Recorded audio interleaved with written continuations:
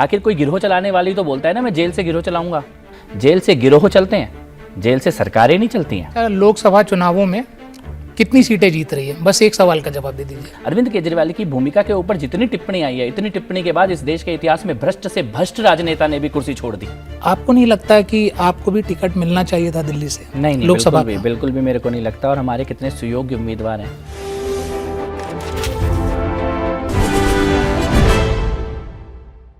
नमस्कार, मैं हूं ऋतुराज त्रिपाठी और इंडिया टीवी डिजिटल के खास कार्यक्रम वोट का दम में आपका स्वागत है। आज हमारे साथ दिल्ली बीजेपी के ऐसे फायर ब्रांड नेता मौजूद हैं जो अपने बयानों की वजह से अक्सर चर्चा में रहते हैं। वह बीजेपी से पहले आम आदमी पार्टी में रहे, आम आदमी पार्टी के विधायक रहे और आम आदमी पार्टी की सरकार में मंत्री रहे।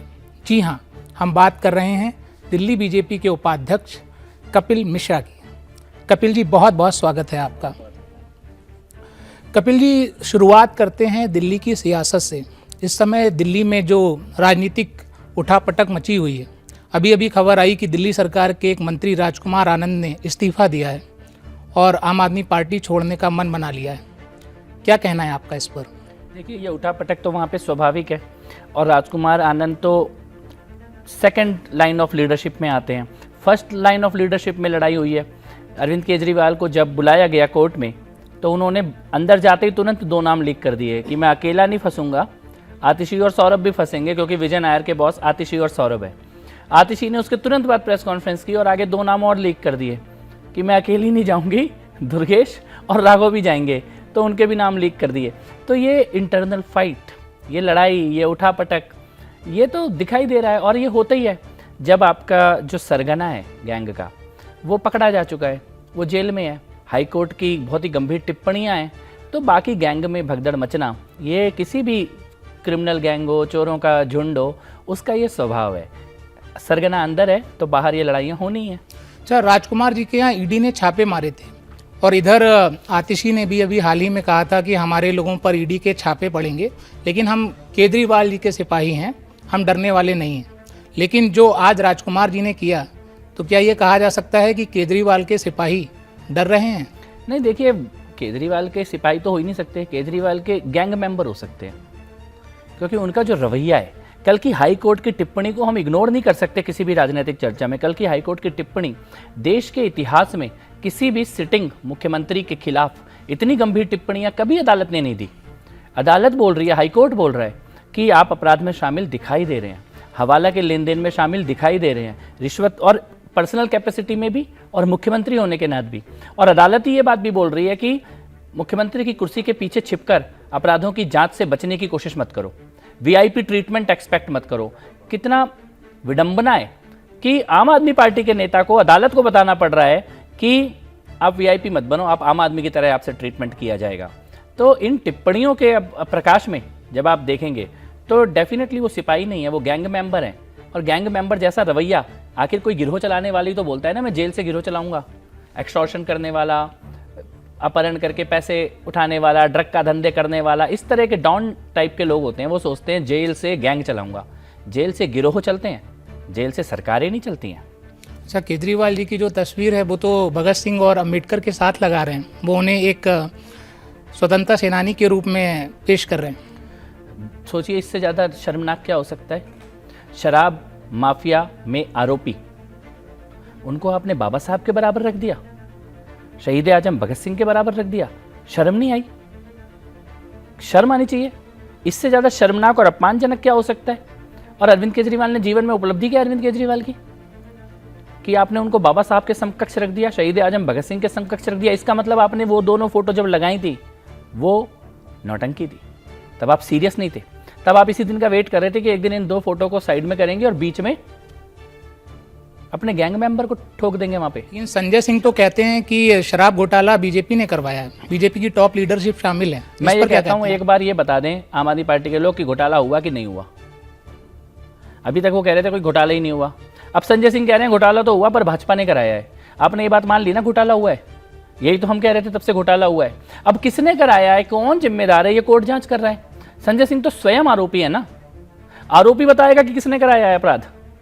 आरोपी की क्या विश्वसनीयता? आरोपी ने लेकिन ये स्वीकार कर लिया कि घोटाला हुआ है। मैं तो अभिनंदन करता हूँ, संजय सिंह जब से बाहर आए हैं तब से आम आदमी पार्टी के पैर में कुल्हाड़ी मार रहे हैं। सबसे पहले उन्होंने आते ही बोल दिया कि घोटाला हुआ है, तो ये तो एक बहुत बड़ा स्वीकार्यता वाला बयान है कि आपने अपराध को स्वीकार कर लिया। किसने किया?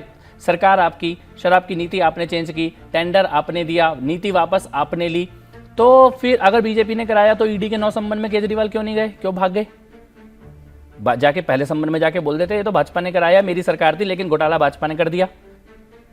अच्छा, ये बड़ी गंभीर बात है कि अभी आतिशी ने प्रेस कॉन्फ्रेंस की थी तो उन्होंने कहा कि बीजेपी हम पर प्रेशर बना रही है कि हम उसमें शामिल हो जाएं। अगर हम उसमें शामिल नहीं हुए तो ईडी हमें गिरफ्तार कर लेगी। उन्होंने कुछ और नेताओं के भी नाम लिए थे कि अब ये नेता गिरफ्तार हो सकते हैं। कितना ही हास्यास्पद है आतिशी जी का। पहली बात तो आतिशी ने बयान कब दिया? जब केजरीवाल जी ने कोर्ट में उनका नाम ले लिया अपराध में शामिल होने पे, उसके अगले दिन आतिशी ने ये बयान दिया। और बयान क्या दे रहे हैं कि भाजपा में शामिल हो जाएं। कांग्रेस में तो शामिल हो ही गए।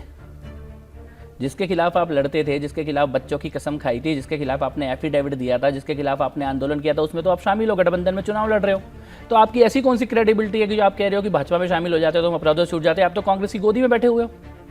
इसका मतलब इधर उधर शामिल होने की कोई आपकी क्रेडिबिलिटी नहीं बची है, कोई आपका ऐसा कोई स्टैंड नहीं है कि आप इधर उधर अपराधों से, किसी जांच से बचने के लिए आप कांग्रेस में किस चीज़ से बचने के लिए चले गए? क्योंकि आपका जनाधार खत्म हो गया। जहां पे केजरीवाल स्वयं मुख्यमंत्री हैं, उस शहर में भी पूरी 7 सीटों पर चुनाव नहीं लड़ पा रही आम आदमी पार्टी। और आतिशी हो या इससे पहले केजरीवाल हो, जितनी बार भी ये बयान दिए कि भाजपा ने हमें अप्रोच किया, आज तक एक फ़ोन नंबर बता पाए कौन से फ़ोन नंबर से कॉल आई, कौन सा आदमी मिलने आया, कहाँ पे मिलने आया, किस जगह मिलने आया? केजरीवाल जी की पत्नी सुनीता केजरीवाल उनका पक्ष रख रही हैं मीडिया के सामने आकर एक इमोशनल तरीके से, उस पर आपका क्या कहना है? वो तो उन्हें इस तरीके से प्रेजेंट कर रही हैं कि उन्होंने कुछ भी नहीं किया है और उन्हें सरकार ने ज़बरदस्ती जेल में डाल दिया है। देखिए, सबसे पहले तो मैं नमन करता हूँ सुनीता केजरीवाल जी को। दुनिया की पूरे मर्यादा के साथ मैं ये बात कहना चाहता हूँ, पूरी श्रद्धा के साथ, दुनिया में पहली ऐसी धर्मपत्नी है जिन्होंने पब्लिक में नंबर जारी करके अपने पति को गालियाँ खिलवाई हैं। वो जो उन्होंने व्हाट्सअप नंबर जारी किया था उसमें कितनी गालियां पड़ी अरविंद केजरीवाल को, उन्हें बंद करना पड़ गया वो नंबर। मैं तो कहता हूं, अभी भी चुनौती देता हूं आम आदमी पार्टी के लोगों को, वो नंबर में मैसेज क्या है जरा दिखाओ तो। दिल्ली वालों ने क्या मैसेज भेजे थे? क्यों 4 घंटे में नंबर बंद हो गया? जो आप कह रहे थे कि ये व्हाट्सअप नंबर है, ये अरविंद केजरीवाल को जाके दिखाऊंगी, वो 4 घंटे में बंद क्यों हुआ? अच्छा कपिल जी, आप तो आम आदमी पार्टी में रहे हैं, आपको क्या लगता है सुनीता जी का इस समय सलाहकार कौन है? कौन उन्हें बता रहा है कि आपको ये अभी करना तक तो चाहिए? जो नौटंकी चल रही है वो Kejriwal school of drama and deceit, उसी का चैप्टर है। अभी तक तो इसमें कुछ नया नहीं है। यही नौटंकी अरविंद केजरीवाल जी करते थे, यही अब वो पर्दे के पीछे से अपनी धर्मपत्नी से करवाना चाह रहे हैं। मुझे तो सहानुभूति है कि एक झूठ की फैक्ट्री बंद हुई, लेकिन अब वही झूठ, वही नेगेटिविटी आप अपने परिवार के ऊपर थोप रहे हैं, उन लोगों को बिठा के वहाँ पे करवा रहे हैं। पर इसमें एक चीज़ गंभीर है, सुनीता जी स्वयं भी अधिकारी रही है ना, उनको कुर्सी की गरिमा पता है। आपने अभी तक मुख्यमंत्री की शपथ ली नहीं है, आप मुख्यमंत्री की कुर्सी पर कैसे बैठ गए? वही दोनों तरफ तिरंगा झंडा लगा के, वो अंबेडकर जी और भगत सिंह जी को लगा, जैसे एक दिन पहले तक अरविंद केजरीवाल जिस सेटअप में बैठे थे उसमें उनकी धर्मपत्नी कैसे बैठ गई? क्यों बैठ गई? क्या कारण था? आप पीड़ित तो नजर नहीं आ रही हैं, विक्टिम नजर नहीं आ रही। विक्टिम और सत्ता की कुर्सी पर बैठ के भाषण देना 2 अलग अलग चीजें हैं। अगले दिन उसी चेयर पर उनका बैठना दुखद है, ठीक नहीं है। और अगर केजरीवाल जी ने अपनी धर्मपत्नी से इस प्रकार का काम कराया है तो मुझे लगता है सुनीता जी के ऊपर बहुत बोझ होगा ये तमाशा, ये नौटंकी करते हुए। अंदर से खुश नहीं होंगी वो। लोग कह रहे हैं केजरीवाल जी अपनी पत्नी को सीएम के तौर पर प्रेजेंट कर रहे हैं, जिससे आने वाले समय में अगर सीएम बनाने की कोई ऐसी स्थिति आए तो सुनीता जी को ज़्यादा दिक्कत ना हो और वह आराम से सीएम बन सकें। ये तो डेफिनेट है। वो लालू राबड़ी मॉडल 2.0 दिल्ली के ऊपर थोप रहे हैं ये तो, और बिना शपथ के थोप रहे हैं। लालू जी ने कम से कम इस्तीफा देके शपथ कराई थी ना, लेकिन आप तो इस्तीफा भी नहीं देंगे, लेकिन कुर्सी पर अपने परिवार के व्यक्ति को बैठाएंगे। और ये जो वो व्यक्ति है जो परिवारवाद के खिलाफ आंदोलन करने की बात करते थे, कैसे बैठ गई वो? क्यों बैठ गई? आपने अपने विधायकों को संदेश दे दिया कि आतिशी के पास मत जाना, संजय सिंह के पास मत जाना, मुख्यमंत्री की कुर्सी पर तो मेरी धर्मपत्नी बैठी है। इनडायरेक्टली आप ये मैसेज दे रहे हैं अपने विधायकों को, अपने कार्यकर्ताओं को, कि और नेताओं के, सौरभ के, आतिशी के, इनके चक्कर लगाने की जरूरत नहीं है, कुर्सी पे तो मेरी धर्मपत्नी बैठेंगी। ये ठीक नहीं है। और दिल्ली की राजनीति के स्तर के हिसाब से तो ये बिल्कुल भी ठीक नहीं है। केजरीवाल जिस विचारधारा की डोर पकड़ के आए थे यहाँ तक, उसके हिसाब से तो ये पाप है जो किया जा रहा है। अगर केजरीवाल इस्तीफा देते हैं तो कपिल मिश्रा को क्या उनको लगता है? देना पड़ेगा, अगर मगर इसमें कुछ नहीं बचा। इस्तीफा उनको देना पड़ेगा। कोर्ट की जो टिप्पणियां हैं वो टिप्पणी के बाद कुर्सी पर रहने का नैतिक अधिकार वो खो चुके हैं। लेकिन वो सुप्रीम कोर्ट जा रहे हैं। सुप्रीम कोर्ट से भी यही आएगा। मैं ये पूछना चाहता हूँ, सुप्रीम कोर्ट आप जाइए, हाई कोर्ट भी तो आप खुद ही गए थे ना, ईडी तो नहीं गई थी। सुप्रीम कोर्ट जाइए, लेकिन क्या सुप्रीम कोर्ट ने भी अगर यही जवाब दिया तो कुर्सी छोड़ोगे? या फिर उसके बाद सुप्रीम कोर्ट के ऊपर भी सवाल उठाएंगे, जैसे कि सौरभ भारद्वाज हाई कोर्ट के ऊपर सवाल उठा रहे हैं? इसका अंत क्या है? क्या जब कोर्ट से अपराधी घोषित हो जाएंगे तब मानोगे, या केवल सवाल उठाना है और भाग जाना है, किसी चीज का जवाब नहीं देना? अरविंद केजरीवाल की भूमिका के ऊपर जितनी टिप्पणी आई है, इतनी टिप्पणी के बाद इस देश के इतिहास में भ्रष्ट से भ्रष्ट राजनेता ने भी कुर्सी छोड़ दी। यह निर्लज्जता की चरम सीमा है कि वो आज भी कुर्सी से चिपके हुए हैं और अपने घर पे जो कुर्सी रखी है मुख्यमंत्री की, उस पर अपनी धर्मपत्नी को बिठाए हुए हैं। इतनी निकृष्ट राजनीति इस देश ने पहले कभी नहीं देखी है। इसी से जुड़ा मेरा अगला सवाल है कि केजरीवाल का अगर इस्तीफा हो जाता है तो कपिल मिश्रा को क्या लगता है कि आम आदमी पार्टी के वो कौन से नेता हैं जो सीएम बन सकते हैं या जिन्हें बनाया जाना चाहिए, जो काम करना चाहते हैं ग्राउंड लेवल? मैं बड़ी स्पष्ट तरह से एक बात बताता हूँ, आधी सरकार जेल में है, आधी जेल के बाद धरने पे है। दिल्ली की जनता की सुनवाई कौन कर रहा है? आज किसी को पानी की समस्या हो, बिजली की समस्या हो, सड़क की समस्या हो, स्कूल का प्रॉब्लम हो, कोई एमएलए उपलब्ध नहीं है, कोई मंत्री उपलब्ध नहीं है। वो आधे धरने पे बैठे हैं, आधे जेल के अंदर है। ऐसे कैसे चलेगी दिल्ली? ये क्या तरीका है? कम से कम आप किसी एक ऐसे व्यक्ति को जो फुल टाइम खाली काम करे, उसको आप कुर्सी पे बैठाइए ना। आपके पास 62-63 विधायक हैं, उनमें से क्या एक भी ऐसी होगी आपको नहीं लगता कि जो जनता के बीच में जाके जनता का काम कर सके? जो भी 5-6 महीने 7 महीने सरकार के बचे उसको चलाने के लिए, ये मैं ही बैठूंगा, मेरे अलावा कोई नहीं बैठेगा, और मेरे अलावा कोई बैठेगा तो मेरी धर्मपत्नी बैठेगी। ये कौन सी राजनीति है? ये कौन सी विचारधारा है? इस प्रकार का सत्ता का लालच, कुर्सी से चिपकने की जिद, ये सब करने के लिए तो राजनीति में नहीं आए थे लोग।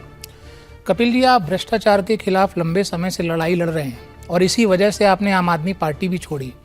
लेकिन आम आदमी पार्टी के जो कार्यकर्ता हैं वो कहते हैं कि कपिल ने उस समय 2 करोड़ रुपए का आरोप लगाया था केजरीवाल पर भ्रष्टाचार का, लेकिन वो उसे साबित नहीं कर पाए। इस पर आपका क्या कहना है? देखिए, मैंने मई 2017 में सार्वजनिक तौर पर मीडिया में आके और इंडिया टीवी में भी आके ये बात बोली थी कि मनीष सिसोदिया, सत्येंद्र जैन और अरविंद केजरीवाल तीनों की राजनीति का अंत तिहाड़ जेल के अंदर होगा। उस वक्त मेरी बात पे कोई भरोसा नहीं करता था। लोग सोचते थे कि ये क्यों पागल अकेला लड़ाई लड़ रहा है, पता नहीं सच भी बोल रहा है कि झूठ बोल रहा है। लेकिन 6 साल के अंदर तीनों जेल में। मैंने कहा था सत्येंद्र जैन हवाला और काले धन के मामले में इन्वॉल्व हैं, साबित हुआ, जेल के अंदर है, बेल नहीं मिल रही। सुप्रीम कोर्ट ने भेजा अभी दोबारा जेल कि आप अपने घर पे कैसे हैं, बेल निरस्त करते हुए जेल भेजा सुप्रीम कोर्ट ने मनीष सिसोदिया को, अरविंद केजरीवाल को। इस देश में भ्रष्टाचार के खिलाफ बहुत लड़ाइयाँ हुई हैं, लेकिन भ्रष्टाचार में जिसके खिलाफ लड़ाई हुई वो राजनेता जेल तक जाए, ऐसी बहुत कम लड़ाई हुई है। अरविंद केजरीवाल ने भ्रष्टाचार के नायक के तौर पे राजनीति में प्रवेश किया, लेकिन एक भी व्यक्ति को जिसके खिलाफ अरविंद केजरीवाल भ्रष्टाचार के खिलाफ लड़े, क्या एक भी व्यक्ति जेल गया? लेकिन हम जिसके खिलाफ लड़े वो जेल में। और जिस आरोप की आप बात कर रहे हैं कि वो साबित नहीं हुआ, वो व्यक्ति आज कहाँ है? हवाला और काले धन के मामले में जेल के अंदर है, शेल कंपनी चलाने के मामले में जेल के अंदर है, उसका बॉस कहाँ है? जेल के अंदर है। कुमार विश्वास जी से आपके कैसे रिलेशन है? बहुत अच्छे संबंध है। माँ सरस्वती की, शारदा की साक्षात कृपा उनकी वाणी पर है और हम उन्हें सुनते हैं। कुमार विश्वास ने भी आम आदमी पार्टी को इसीलिए छोड़ा था क्योंकि वो वन मैन आर्मी पार्टी बनती जा रही थी। आज कपिल मिश्रा दिल्ली बीजेपी के उपाध्यक्ष हैं। क्या कपिल मिश्रा ने कभी कोशिश की कि कुमार विश्वास जी को मनाया जाए बीजेपी में शामिल होने के लिए? नहीं, मेरा और उनका ये संबंध नहीं है। मेरा उनका संबंध एक फैन का किसी वक्ता के साथ जो संबंध होता है, एक कवि का श्रोता के साथ जो संबंध होता है, वो संबंध है। तो मैं उनको कोई सलाह दूँ इस स्थिति में मैं नहीं हूँ। और लेकिन ये स्पष्ट है कि मेरी उनसे एक फ़ैन के नाते, एक श्रोता के नाते, उनको सुनने वाले लोगों के नाते ये अपेक्षा हमेशा रहती है कि आम आदमी पार्टी में उस वक्त जो भ्रष्टाचार हुए, खासतौर पे विदेशी चंदे के मामले में, क्योंकि ओवरसीज़ के फंडिंग के हेड कुमार जी थे और उनको उस वक्त साइडलाइन कर दिया गया था और बाकी लोग ओवरसीज़ के फंड देखने लग गए थे। खालिस्तानी मामले में, आम आदमी पार्टी के चंदे की गड़बड़ी के मामले में, सत्येंद्र जैन के भ्रष्टाचार के मामले में मुझसे भी ज़्यादा करीबी से कुमार विश्वास जी ने देखा है। तो मेरी एक ये मनोकामना है कि एक दिन वो इस सारे भ्रष्टाचार का सच भी इस देश को बताएं, क्योंकि वो इससे भी ज़्यादा भ्रष्टाचार को अपनी आंखों से देख के आए हैं। आपकी जो शुरुआत है, आपका जो बचपन है, उसको अगर देखें तो आपकी जो माता जी हैं वो बीजेपी से जुड़ी रहीं, मेयर रहीं दिल्ली में, लेकिन आपका झुकाव शुरुआत में बीजेपी की तरफ नहीं था।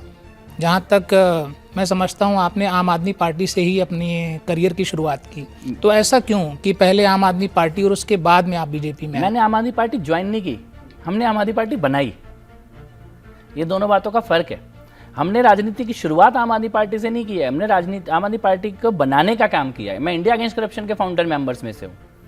तो उस वक्त जब शीला दीक्षित के भ्रष्टाचार से लड़ रहे थे, कांग्रेस के भ्रष्टाचार से लड़ रहे थे, कॉमनवेल्थ घोटाले के खिलाफ लड़ रहे थे, तब पूरे देश में एक माहौल था। उस वक्त मैंने पुस्तिका लिखी थी कॉमनवेल्थ घोटाले के खिलाफ, उसके बाद इंडिया अगेंस्ट करप्शन बना, उसके बाद उस पूरे माहौल में, और उससे पहले अरविंद केजरीवाल जी हमारे घर आते थे, मेरी माता जी का काम देखने आते थे as a mayor, as a councillor, और उन्होंने अपनी किताब में लिखा स्वराज में कि डॉक्टर अन्नपूर्णा मिश्रा जी के सोनिया विहार में जो काम होता है ऐसे ही काम पूरे देश में होना चाहिए, इसी के लिए स्वराज का मॉडल आना चाहिए। ये तो केजरीवाल जी की किताब में लिखा है फर्स्ट एडिशन में स्वराज के। तो वो उनका काम सीखने के लिए आ रहे थे, तब से एक संपर्क था। फिर इंडिया अगेंस्ट करप्शन हुआ, फिर लड़ने की बात आई, तो बहुत ही स्वाभाविक था और उसमें किसी को कोई बहुत ज़्यादा विडंबना दिखाई नहीं दे रही थी, क्योंकि उस वक्त लगभग सभी युवा अन्ना आंदोलन में साथ खड़े थे और ऐसा लगा कि देश की राजनीति को अगर एक विकल्प मिल सकता है भ्रष्टाचार से लड़ने वाला, तो उस विकल्प में साथ जाने में कोई नुकसान नहीं है। लेकिन जब लगा कि आप तो उल्टा चल रहे हो, आप रंग बदल रहे हो, तो ईश्वर ने ये साहस भी दिया कि उसके खिलाफ आंखों में आंख डाल के लड़े। आपने अन्ना जी की बात की, क्या अभी भी अन्ना जी के संपर्क में हैं? नहीं, अन्ना जी के से 2-3 साल पहले बात हुई थी, जब मैंने केजरीवाल के सब भ्रष्टाचार के खिलाफ आवाज़ उठाई थी, तब उनसे ज़रूर बात हुई थी और उन्होंने उस वक्त आशीर्वाद दिया था कि लड़ना चाहिए, गलत के खिलाफ बोलना चाहिए, साहस करना चाहिए। उसके बाद इस तरह का कोई संपर्क नहीं है। लेकिन अब जब मैंने सुना उनको, जब उन्होंने कहा कि केजरीवाल अपने कर्मों के कारण जेल गए हैं, हाँ, उनका एक लेटर भी आया था, उन्होंने लेटर लिखा था, बयान है। और अन्ना के साथ तो क्या नहीं करने की कोशिश की, साजिशों का ऐसा कोई अंत नहीं है जो केजरीवाल गैंग ने अन्ना के साथ करने की कोशिश ना की हो। ईश्वर की कृपा से आज अन्ना हमारे बीच में है। मोदी जी से आपकी कभी मुलाकात हुई पर्सनली? हाँ, डेफिनेटली मुलाकात हुई है और पार्टी ज्वाइन करने के बाद हुई है। और मेरा ये मानना है कि इस देश में जो भी लोग भ्रष्टाचार से लड़ने की बात करते थे, कभी ये सोचते थे कि ईडी और सीबीआई भी भ्रष्टाचारी बड़े बड़े नेताओं के दरवाज़ों पे जाए, सीबीआई ऐसी जगहों पे जाए कि अफसरों के घर से पैसे पकड़े जाएं, बरामद हो, ड्रग लॉर्ड्स पकड़े जाएं, डॉन पकड़े जाएं, वो सब जो स्वप्न होता था भ्रष्टाचार के खिलाफ लड़ाई का, वो स्वप्न आज अगर कोई पूरा कर रहा है तो वो भारत के प्रधानमंत्री जी के नेतृत्व में पूरा हो रहा है। भारत अंतर्राष्ट्रीय स्तर पर कैसा हो, कभी इस देश के क्रांतिकारियों ने भी सपना देखा होगा ना कि इस देश की छवि कैसी हो, इस देश का नायक कैसा हो, इस देश का नेतृत्व कैसा हो, आज पूरा होता हुआ दिखाई दे रहा है। इस देश के विकास के बारे में जो लोग बात करते थे, अर्थव्यवस्था के बारे में जो लोग प्लान करते थे कि अर्थव्यवस्था किस दिशा में जाए, पूरी दुनिया की भी कमज़ोर हो रही है तो भारत की चलती हुई दिखाई दे, वो आज होता हुआ दिखाई दे रहा है। इस देश में गरीब की, किसान की, महिलाओं की, युवाओं की जो लोग बात करते थे कि चूल्हा भी पहुंच जाए, शौचालय भी पहुंच जाए, सड़क भी पहुंच जाए, स्टेशन भी अच्छे हो जाए, इस तरह के जो सपने देखते थे आज पूरे होते हुए दिखाई दे रहे हैं। तो आज नहीं तो कब, जब इस प्रकार का नेतृत्व मिले तो कहाँ खड़ा हो व्यक्ति। कपिल जी, आपका एक पुराना वीडियो है जिसमें एक मंच पर आप अनुपम खेर जी के साथ में, उसमें अनुपम खेर जी बीजेपी का समर्थन करते हुए दिख रहे हैं और आप कुछ ऐसे शब्द कह रहे हैं जो शायद मुझे नहीं कहने चाहिए। उन्होंने कहा, फिर मैंने कहा, वो एक यूथ इवेंट टाइप था। जी जी, हाँ, जी। और उस मंच की मर्यादा के अंदर था, इस मंच की मर्यादा के अंदर नहीं। जी जी जी। तो उसमें बीजेपी की आपने कुछ आलोचना की थी, तो कभी जब आप मोदी जी से मिले तो आपके मन में ऐसा लगा कि कहीं मोदी जी ने मेरा वो वाला वीडियो देखा हो? डेफिनेटली देखा उन्होंने, और उन्होंने कितना बड़ा हृदय होगा उनका, क्या बड़प्पन होगा उनका कि उन्होंने कितने सहज स्वीकार किया, कितने सहज। ये बहुत बड़ी बात है, क्योंकि जिस तरीके से आपने आलोचना की थी, मैंने माफ़ी मांगी है और मैंने ये बोला कि इस देश की राजनीति में ऐसा कोई दूसरा व्यक्ति नहीं होगा जो इतनी आलोचना के बाद भी किसी को अपना ले। मैं आज आपके चैनल पे बात कहना चाहता हूँ, ये और किसी प्लेटफॉर्म पे ये बात सार्वजनिक नहीं हुई कभी, लेकिन ये बात मैंने बोली कि इस देश की राजनीति में ऐसा कोई भी और व्यक्ति ना हुआ है ना होगा जो इतनी कटु आलोचना के बाद भी, आधारहीन आलोचना के बाद भी, विपक्ष के, केजरीवाल जैसे लोगों के हाथों में कठपुतली की तरह खेलने के बावजूद भी अगर कोई बालक आया तो उसको अपना लिया, निश्चल भाव से अपना लिया, कोई गुस्सा, कोई आक्रोश मन में पाला नहीं, इतनी निश्चलता के साथ उन्होंने अपनाया। मैं तो आज भी सौभाग्यशाली समझता हूँ अपने आप को, और मैं ये कहना चाहता हूँ इस देश में और सभी राजनेताओं से, ये गुण किसी राजनेता में, ये मैं भी नहीं कर सकता कोई मेरे खिलाफ बोले और मैं मन में कहीं कुछ रह जाएगा, लेकिन उनका निश्चल, जिस प्रेम से, सहज भाव से उन्होंने अपनाया और उसके बाद काम दिए, जिम्मेदारियां दी, वो मुझे लगता है कि सीखने योग्य है, अनुकरणीय है और अद्वितीय है। 2020 में आपने मॉडल टाउन से चुनाव लड़ा था, उस चुनाव में आपको हार मिली थी। उसके बाद 3 साल तक आपको संगठन में कोई जिम्मेदारी नहीं मिली। 2023 में आपको बीजेपी का उपाध्यक्ष बनाया गया। लोकसभा चुनाव आने वाले हैं, बीजेपी ने 7 सीटों पर अपने कैंडिडेट उतार दिए हैं।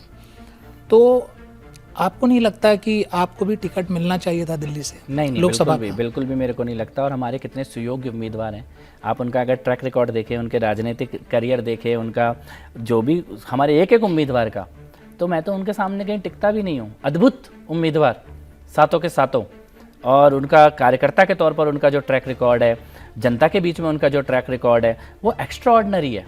मैं तो उनमें से बहुत सारे लोगों से सीख रहा हूँ, चाहे वो रामवीर सिंह विधूड़ी जी हों, हर्ष मल्होत्रा जी हों, कमलजीत सहरावत जी हों, प्रवीण खंडेलवाल जी हों, इवन बांसुरी बहन जो युवा हैं लेकिन उनकी वाणी और उनका जो पब्लिक से कनेक्ट है, योगेंद्र चंदोलिया जी दलितों के मुद्दे जिस प्रकार से उतारते हैं, और मनोज तिवारी जी को तो हम सब, मनोज तिवारी को दोबारा मौका दिया है, तीसरी बार नहीं, उनका जनता से जुड़ाव है। और उत्तर पूर्वी दिल्ली में अगर आप आकर देखेंगे मनोज तिवारी जी का क्या कनेक्ट है जनता के साथ, मैं उसी क्षेत्र में रहता हूँ, मैं उनका वोटर हूँ, और क्या अद्भुत उनका कनेक्ट है, क्या उनकी सहजता है। और आज भी इस देश की राजनीति में अगर ऐसे कोई 2-4 दरवाजे हैं जो रात के 2 बजे 3 बजे भी कार्यकर्ता के लिए और जनता के लिए खुलते हैं, उनमें से एक दरवाजा मनोज तिवारी जी का है।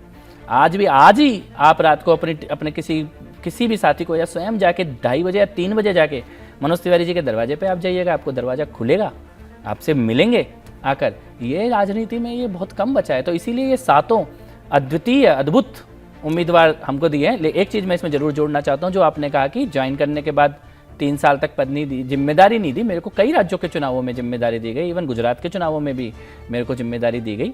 दिल्ली भारतीय जनता पार्टी के अंदर डेफिनेटली उपाध्यक्ष का पद मेरे को अब मिला है, लेकिन संगठन में शुरू से प्रथम दिन से मेरे को जिम्मेदारी भी दी गई और बहुत ही सहजता के साथ कार्यकर्ताओं ने और साथियों ने स्वीकार किया। माता जी का सहयोग अभी भी मिलता है? डेफिनेटली, उनके बगैर तो कुछ है ही नहीं। उनका ही आशीर्वाद, उनसे ही प्रेरणा, उनसे सीखना, आज भी उनसे सीखता हूँ। और जनता की समस्याओं से आज भी वो हम सबसे ज़्यादा जुड़ी हुई हैं। क्षेत्र की समस्याओं के भी फ़ोन मेरे पास जितने आते हैं उससे ज़्यादा माता जी के पास आते हैं। ये मैंने उनसे सीख रहा हूँ मैं। आपने कहीं बताया था कि यूपी के देवरिया से आपका कुछ रिलेशन है, हाँ, उसके बारे में बताइए। मूल निवास है, हम सब लोग पूर्वांचल के हम लोग हैं। मेरे पिताजी हम लोग पियासी जो मिश्रा होते हैं वो है हम लोगों का ओरिजिन। उसके बाद तो काम धंधा मेहनत के लिए सभी लोग इधर उधर आते हैं, तो हमारा परिवार दिल्ली में बस गया। मेरा जन्म और पढ़ाई लिखाई सब शिक्षा सब दिल्ली की है, लेकिन जड़ तो वही है। राम मंदिर बन गया है, गए थे आप? राम मंदिर बनने के बाद जाना अभी ड्यू है, तो परिवार के साथ जाना है। इन्हीं चुनावों के बीच में या बाद में किसी दिन जाएंगे। अब बीजेपी वाले कहते हैं कि राम मंदिर तो बस झांकी है, मथुरा और काशी बाकी है। क्या कहना है आपका इस पर?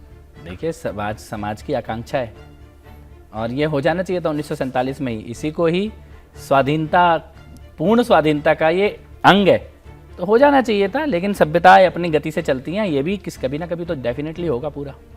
अच्छा, लोकसभा चुनावों में कितनी सीटें जीत रही है? बस एक सवाल का जवाब दे दीजिए। देखिए, प्रधानमंत्री जी जो संकल्प लेते हैं उसे पूरा करते हैं। 400 पार का नारा 100% 400 पार है। और इस वक्त जमीन पर अगर आप जाएंगे, जनता के बीच में आप जाएंगे, तो अब की बार 400 पार निश्चित है। दिल्ली की 7 सीटें निश्चित है और ऐतिहासिक बहुमत से भारतीय जनता पार्टी प्रधानमंत्री मोदी जी के नेतृत्व में सरकार बनाने जा रही है। एक छोटा सा रैपिड राउंड खेल लेते हैं। मैं आपको कुछ नाम दूंगा, आपको एक लाइन में बताना है। अरविंद केजरीवाल। झूठ शिरोमणि, जो अपने बच्चों की कसम झूठी खा ली, एफिडेविट झूठा दे दिया, जो कुछ कहा उसका ठीक उल्टा किया। संजय सिंह। संजय सिंह अवसरवादी और मौका देख रहे हैं, और मुझे लगता है कहीं ऐसा ना हो कि मुख्यमंत्री के लिए भी दावेदारी पेश करने की कोशिश करें। मंत्रा कुटिलता है, सहजता नहीं है, अपनी सहजता को खो चुकी हैं और जो भाव उनके चेहरे पे भी दिखने लग गए हैं, वो भाव राजनीति के लिए और सामाजिक कार्यों के लिए ठीक नहीं। सुनीता केजरीवाल। मेरी सहानुभूति है उनके साथ, उनको करवाया जा रहा है। एक अपराधी पति अपनी पत्नी से भी वही अपराध कराना चाहता है जो वो खुद करके गया है। वो कर तो रही हैं, लेकिन कहीं ना कहीं उनके मन में बोझ होगा। मनीष सिसोदिया।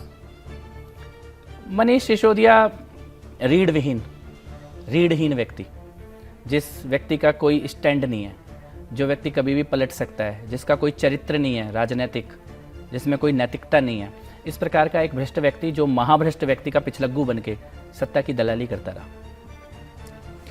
बहुत बहुत धन्यवाद कपिल जी, आपने हमारे सवालों का बहुत बेबाकी से जवाब दिया। बहुत आभार। तो ये थे कपिल मिश्रा, दिल्ली बीजेपी के उपाध्यक्ष। उन्होंने खुलकर हमारे सवालों का जवाब दिया। हम अगले एपिसोड में फिर एक राजनीतिक हस्ती के साथ हाजिर होंगे। तब तक के लिए नमस्कार।